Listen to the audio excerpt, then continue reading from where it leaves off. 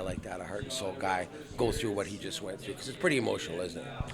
Yeah, to me as a coaching hat though, like I want to coach all the way to the end, and I was still mad at how the game played out, and then you realize it's all over, and then all your feelings start coming back to the surface, and I remember at one point what my last junior game felt like, and I watched other players, with their last game and their emotions, and the same thing at the professional level, watching guys know that their career is over, and it's not easy. I mean, that's something that you do your entire life. That's your first true love, and knowing that your junior career over like Feds, especially in your hometown with over 100 family and friends, I can't imagine what those emotions are on the inside, and it's incredibly heartbreaking to see him experience those emotions. So you feel for the guy, you love the man, and you just wish it wasn't over, and you wish that you just had one more game to play. And it's like that one song, 5 more minutes. You wish you just had 5 more minutes, and you never know what you got till it's gone. So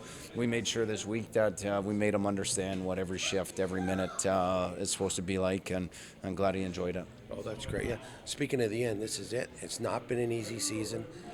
And I know you haven't had a ton of time to reflect. But when you look back on this season, what do you pick out most through that what happened this season?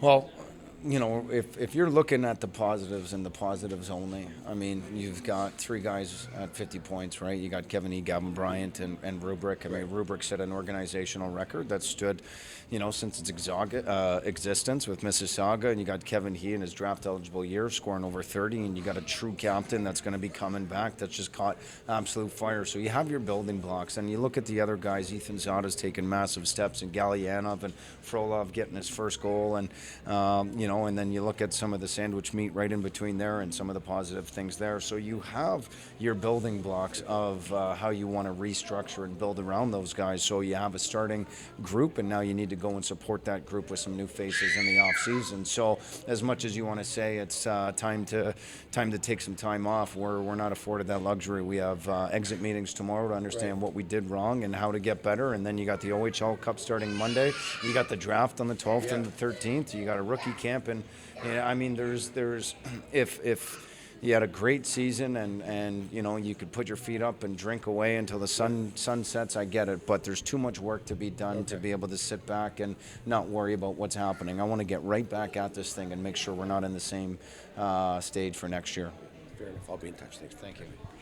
Coach, you're up 2-1 in this game. I mean, you look at it, that's a positive, and then 8 unanswered from the opposition. Just some defensive zone breakdowns and a lot of learning lessons. Like when you have a lead like that against a team and things start to unravel, is that a lot of on-the-bench coaching that you're trying to say, okay, this is where we need to improve for next year, or is that something you guys will look at in the tape of saying, we had a lead against these guys, and these are the things we have to work on if we want to get more competitive next year and really take it to them? Oh, even at the end of the season, I mean, emotions are high, and it's a lot of guys' last game, and you could say, good job and everything, but my coaching hat was still on, and I was still giving the guys crap for the way they played in the last two periods. I mean, you have a great team effort in the first 20, and they come out and play an individual brand of hockey that nothing has. We haven't seen that brand here in a little bit, but when you play as a team, you can have success. You play as an individual, and everybody's going to lose as an individual, and that's what we did. 8 unanswered goals, lots of frustration, sloppy hockey, but it was just a mentality that changed. Okay, we're having a little bit of success, but we didn't play 60 minutes, and we played 20 minutes, at that, and that's frustrating and upsetting that that's going to be your last thought, knowing how far away from a really good Sudbury team that we are, and unless we play as a team, we're not going to accomplish anything. So you make sure you have the right guys that are going to play the right way for 60 minutes, and that's going to be our big challenge, is making sure that we start next year with those right guys in our lineup. That sour taste, is that something that you let them know? The guys that are going to be here, remember this, remember all the knocks you took on the chin this year, to hopefully know that you don't want to go through this again next year, to try to come out of it better and make sure that they're motivated enough when they go into that summertime, that they come back in September ready to go for training camp, because it's going to be a very tough one with you getting a full season in doing so. Yeah, no, I'm looking forward to my first full season at the helm, to be honest. But I mean, you look at the game, and it's not a pat on the back. It's completely unacceptable. And the guys that think it is acceptable, we don't want in the dressing room. And it shouldn't be like that, where in your last game you're writing about that. But that's the difference between winning and losing. It's a mentality, and when you don't have the right mentality, you're not here for the right reasons, you're not going to be a part of this thing going forward. And for us, we've got a great group of guys in there, and we're going to have a great group to build on that. But, those type of games, that type of mentality is unacceptable, and we're not going to be in this position next year.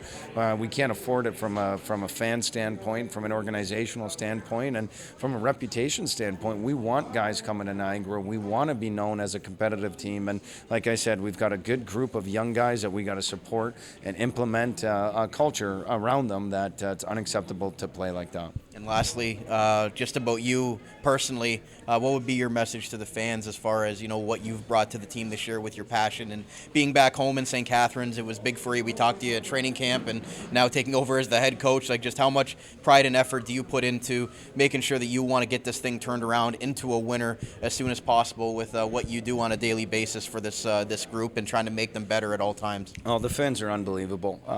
In every pocket of every city, that still come out over 5,000 on your last game on a last place team. I mean, I think it's absolutely incredible. And there's only one thing that we need from the fans, and that's patience. We will make sure that the ship is turned in the right direction. We're all going to make sure that we have this thing going the right way. So all we need them is to be patient, and we'll reward their patience. And, this isn't a quick or easy fix. I don't want it to be anyways. We got to make sure that we stick to the plan that's in place, grow and develop our own homegrown talent here, and make sure that we build around these guys and learn the lessons together, but also at the same time, too, be victorious together. So we know we've got some really good years ahead of us with our young core group. It's time to implement and, a culture, which we have been doing, and then go and find a way to support them with a good group of another great draft class and keep developing our guys here. So, like I said, this is probably the worst position that we'll be in here over the next however many years. And so you remember what that feels like to be on the losing end. And, when we're on the opposite side, like Sudbury is going to be, then you can remember all those struggles and what it took to get there. Thanks for the time all season long, Coach. Thanks, Brian. Appreciate it.